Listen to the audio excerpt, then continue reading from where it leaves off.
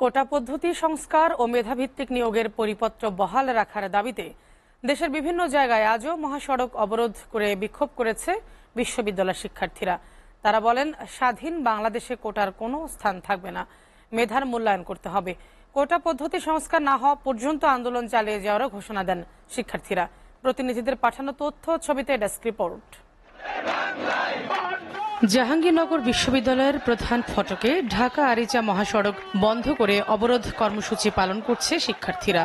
কোটা সংস্কারের পরিপত্র বহাল রাখার দাবিতে প্রায় 1 ঘন্টা মহাসড়কে অবস্থান করেন তারা। ঢাকা রাজশাহী মহাসড়ক অবরোধ করে রাজশাহী বিশ্ববিদ্যালয়ের শিক্ষার্থীরা। সকাল 10টায় বিশ্ববিদ্যালয়ের বিভিন্ন হলের শিক্ষার্থীরা প্যারিস রোডের সামনে এসে জড়ো হন। পরে বিক্ষোভ মিছিল নিয়ে রাবির প্রধান ফটকের সামনে মহাসড়কে ওঠেন তারা। এতে সড়ক দিয়ে বন্ধ হয়ে যায় যানবাহন চলাচল। এ সময় শিক্ষার্থীরা নানা স্লোগান দিয়ে বিক্ষোভ করতে থাকে। পরে 12:30টার সময় মহাসড়ক ছেড়ে দিয়ে বিক্ষোভ মিছিল নিয়ে ক্যাম্পাসে চলে যান শিক্ষার্থীরা। আমি একটা সাধারণ ঘরের খুব সাধারণ একজন মেয়ে, তো যদি কোটা দিয়ে কেউ চাকরি পায় এবং আমি মেধা দিয়ে যদি চাকরি না পাই, সেটা আমার জন্য খুবই দুঃখজনক। যে কেউ যদি বিশ্ববিদ্যালয়ে ভর্তির সময় তার কোটা ব্যবহার করে, তার অর্থ কি? যে সে মেধাবীদের সমপর্যায়ে চলে এসেছে, এখানে সবাই সমান। সুতরাং তাকে নতুন করে চাকরি দিয়ে অনগ্রসর থেকে অগ্রসর করার কিছু নাই।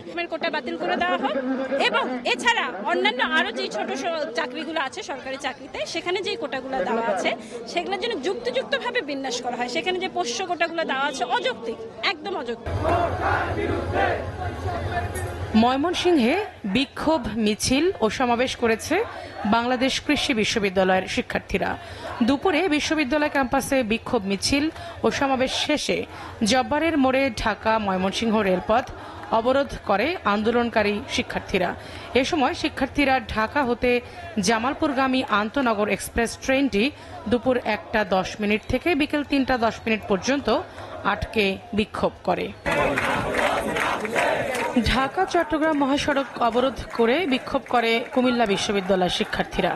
বেলা 12টা থেকে 3টা পর্যন্ত তারা মহাসড়ক অবরোধ করে রাখে। এ সময় মহাসড়কে দীর্ঘ যানজটের সৃষ্টি হয়। চরম ভোগান্তিতে পড়ে মহাসড়কে চলাচলকারীরা। SATV news desk.